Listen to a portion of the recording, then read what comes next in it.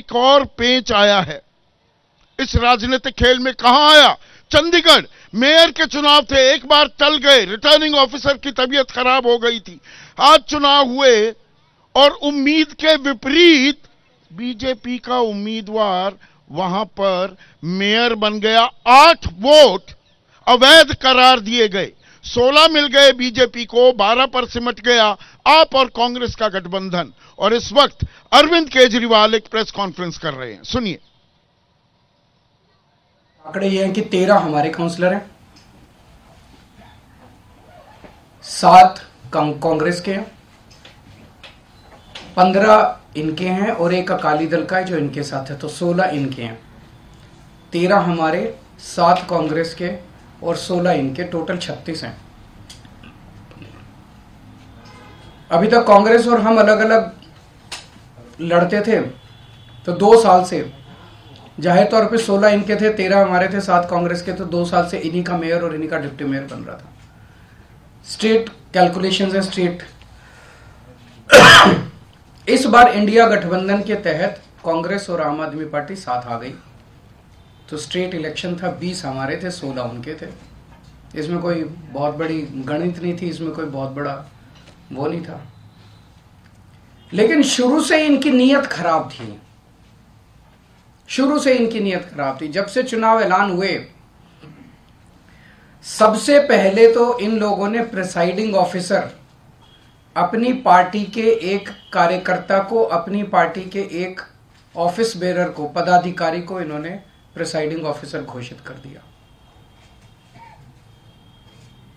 उसके बाद जब चुनाव की तारीख तय हुई, 18 जनवरी को चुनाव था, अचानक 18 जनवरी को इनका पदाधिकारी जो था, ये प्रिसाइडिंग ऑफिसर, ये बीमार, बोला मैं बीमार हो गया, अस्पताल में चला गया और चुनाव इंडेफिनेटली टाल दिए गए।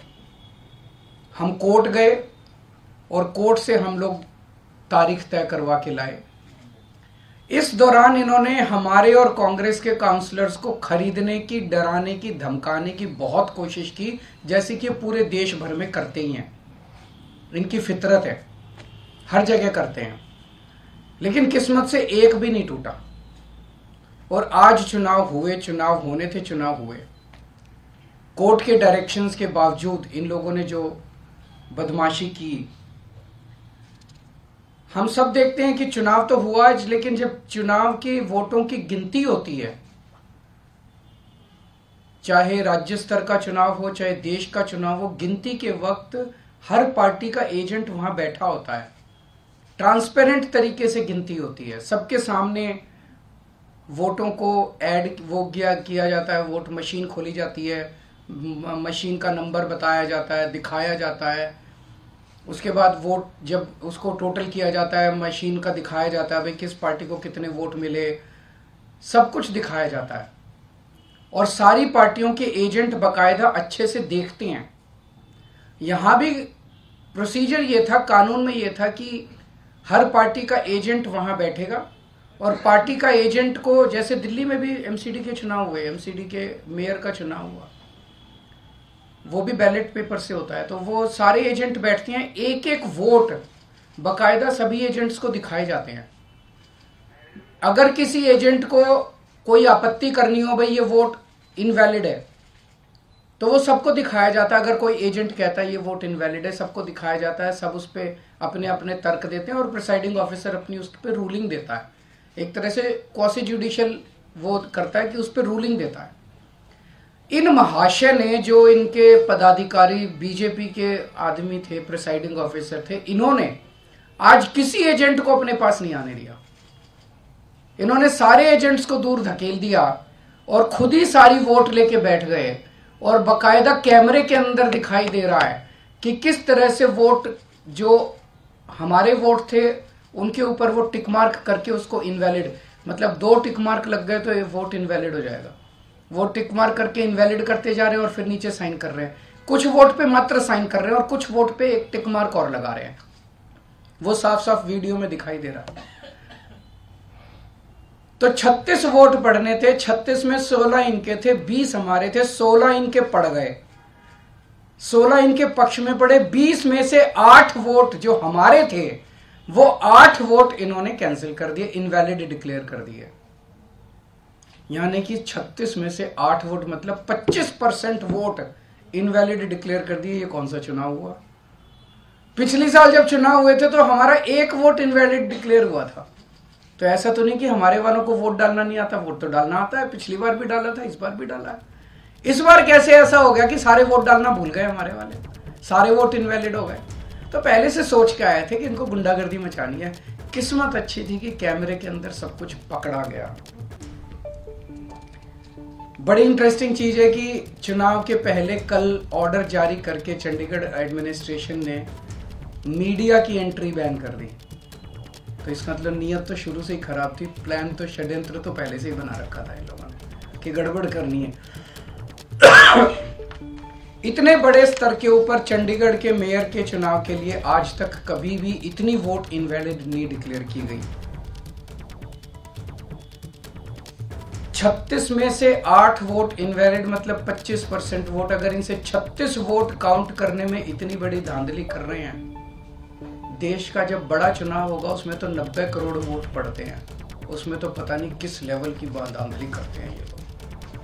और 25% के अगर उस चुनाव में तो 5-6% की भी वोट अगर इधर उधर हो जाए तो सब।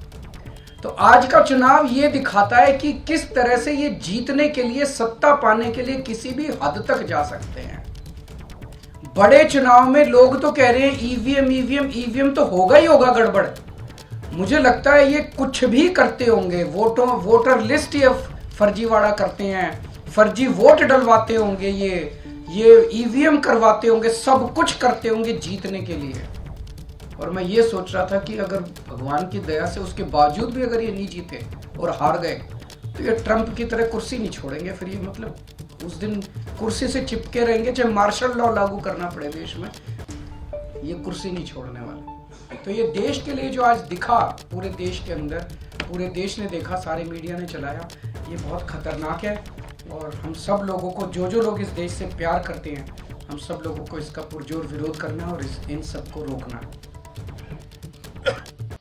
तो आम आदमी पार्टी के संयोजक दिल्ली के मुख्यमंत्री गंभीर आरोप लगाते हुए, मेयर चुनाव जो हुए हैं चंडीगढ़ में कुल मिलाकर 36 वोट थी, 13 आम आदमी पार्टी की, 7 कांग्रेस की, कुल मिलाकर ये 20 का आंकड़ा हो जाता है। इनमें से 8 वोटों को इनवैलिड, अवैध करार दिया गया।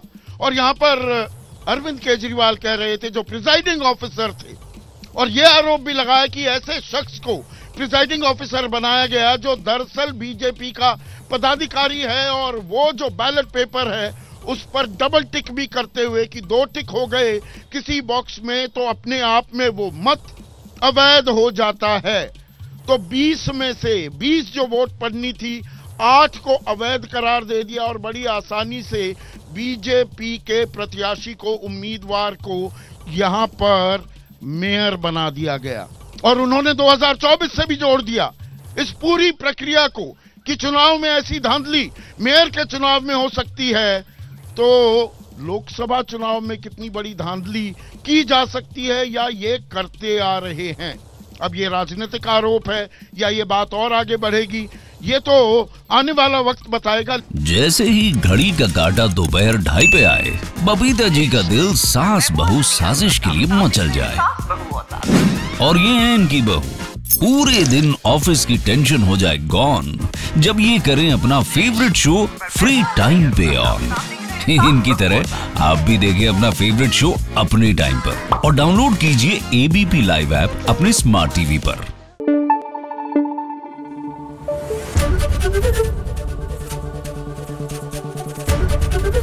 एबीपी न्यूज आपको रखे आगे।